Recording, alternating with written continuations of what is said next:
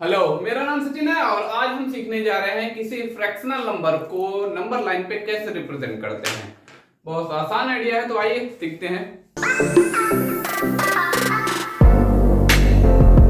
तो आइए सीखते हैं किसी फ्रैक्शन को नंबर लाइन पे कैसे रिप्रेजेंट किया जाता है। तो यहाँ हमने कुछ क्वेश्चन लिया हुआ है। एक फर्स्ट टाइप का क्वेश्चन है, ये सेकंड टाइप का क्वेश्चन है। फर्स्ट टाइप का क्वेश्चन कैसा है, जिसमें न्यूमिनेटर छोटा होता है, डिनोमिनेटर बड़ा होता है। और सेकंड टाइप के क्वेश्चन में हमने कैसा लिया है, जिसमें न्यूमिनेटर बड़ा होता है, डिनोमिनेटर छोटा होता है।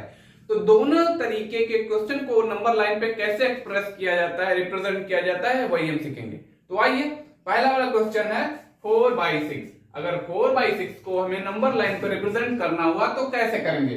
तो नंबर लाइन आपको खींचना आना चाहिए और होता है बीच में 0 और राइट साइड में जितने भी नंबर होते हैं 1 2 3 4 और 5 आगे जहां तक होता है सभी राइट साइड में जितने नंबर होते हैं पॉजिटिव होते हैं और लेफ्ट साइड में जितने नंबर होते हैं सभी नेगेटिव होते हैं। -1 -2 -3 dot dot dot dot infinite तक नेगेटिव ही रहेगा। ठीक, और ये जो है राइट साइड में इनफाइनाइट तक पॉजिटिव ही रहेगा। अब हमें क्या दिखाना है, 4/6 दिखाना है। 4/6 को दिखाना है नंबर लाइन पे, तो हमें ध्यान देना चाहिए कि अगर फर्स्ट टाइप का क्वेश्चन हम सॉल्व कर रहे हैं, अगर न्यूमिनेटर छोटा होता है और डिनोमिनेटर बड़ा होता है तो नंबर लाइन पे इस तरीके का फ्रैक्शन नंबर लाइन पे हमेशा 0 और 1 के बीच में मिलता है। कहां मिलता है, 0 और 1 के बीच ही मिलता है। तो समझ गए, जब न्यूमिनेटर छोटा होता है, डिनोमिनेटर बड़ा होता है, तो इस तरीके का फ्रैक्शन नंबर लाइन पे हमेशा 0 और 1 के बीच ही मिलता है। ठीक, तो हमें ज्यादा दिमाग लगाने की जरूरत नहीं है। जब न्यूमिनेटर छोटा होता है, डिनोमिनेटर बड़ा होता है, 0 और 1 के बीच में हमें ढूंढना है। तो इसको सॉल्व करने के लिए हमें ध्यान देना होगा इसके सबसे पहले इसके डिनोमिनेटर पे। डिनोमिनेटर क्या है, 6 है। 0 और 1 के बीच में हमें 6 लाइन ड्रा कर देनी है। 1 2 3 4 5 छठवां ये है। ठीक, और यहां हमने सेकेंड टाइम हमें ध्यान कहां देना है, न्यूमिनेटर पे। न्यूमिनेटर क्या है, 4 है, तो 1 2 3 4 वाला ये है, यही है आपका 4/6। ठीक, ये है इसका आंसर। अब हम सॉल्व करेंगे सेकेंड वाला क्वेश्चन। क्या है, 2/7। 2/7 को नंबर लाइन पे कहां रिप्रेजेंट करेंगे, 0 और 1 के बीच मिलेगा, क्योंकि इसका न्यूमिनेटर छोटा है, डिनोमिनेटर बड़ा है। फर्स्ट टाइप के क्वेश्चन में यही होता है, सारा 0 और 1 के बीच में ही मिलेगा। ठीक, तो सबसे पहले ध्यान कहां देंगे, डिनोमिनेटर पे। डिनोमिनेटर 7 है, तो 0 और 1 के बीच में 7 डॉट हम ड्रा करेंगे। 1 2 3 4 5 6 7वां ये है। ठीक, हमने डिनोमिनेटर पे ध्यान दे दिया। अब हम ध्यान देंगे न्यूमिनेटर पे। न्यूमिनेटर क्या है, 2 है, तो 1 2 पे ध्यान देंगे। 2 इधर है तो यही है 2/7 आपका आंसर।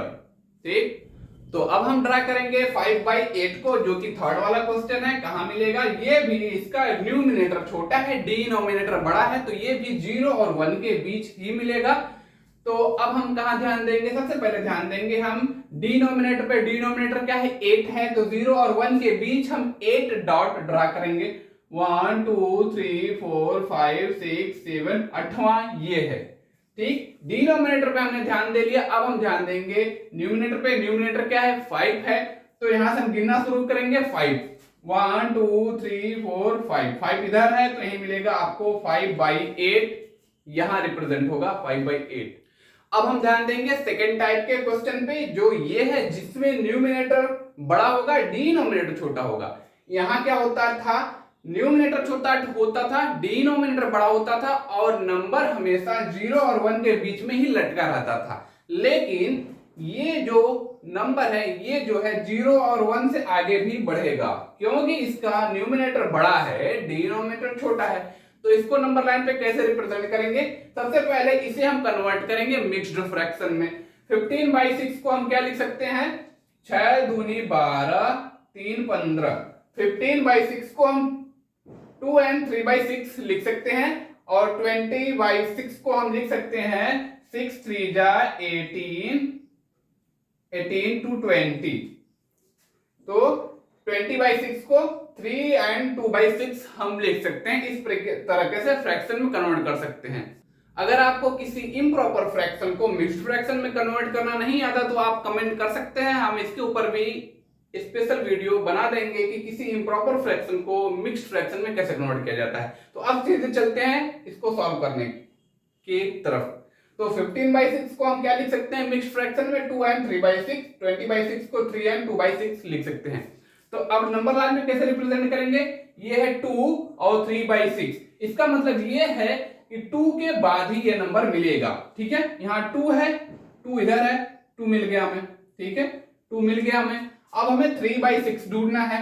तो यहाँ 3/6 में 6 पे सबसे पहले ध्यान देंगे, डिनोमिनेटर पे। डिनोमिनेटर में 6 है, 2 और 3 के बीच ही ये नंबर मिलने वाला है।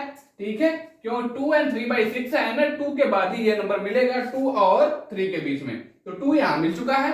और अब ध्यान देंगे डिनोमिनेटर पे। डिनोमिनेटर है 6, तो 1 2 3 4 5 6 डॉट यहाँ ड्रा करेंगे, 1 2 3 4 5, छठवां ये है।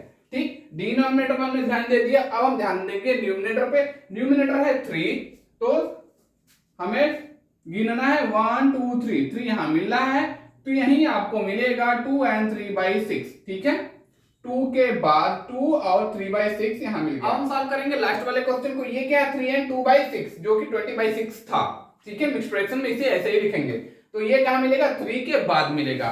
ठीक है, 3 इधर है और 4 के बीच में, 3 और 4 के बीच में ये वाला नंबर मिलेगा। तो 3 इधर दिख रहा है आपको, और 2/6 यहाँ है। तो 6 पे ध्यान देंगे सबसे पहले, डिनोमिनेटर पे ध्यान देंगे। डिनोमिनेटर में क्या लिखा हुआ है 6, मतलब 3 और 4 के बीच 6 लाइन ड्रा करेंगे, 1 2 3 4 5, छठवां ये है। ठीक, अब हमने 6 लाइन ड्रा कर लिया है। अब हम ध्यान देंगे न्यूमिनेटर पे। न्यूमिनेटर में क्या है 2 है, तो हम यहां से गिनना शुरू करेंगे 3 के बाद से, 1 2 2 पे हमें गिनना था, तो यही है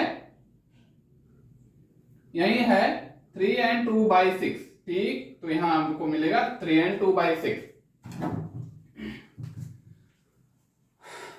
अब तो आपको समझ में आ गया होगा किसी भी फ्रैक्शन को नंबर लाइन पे कैसे रिप्रेजेंट करते हैं। तो बात समझ में तो वीडियो शेयर करिएगा, लाइक करिएगा।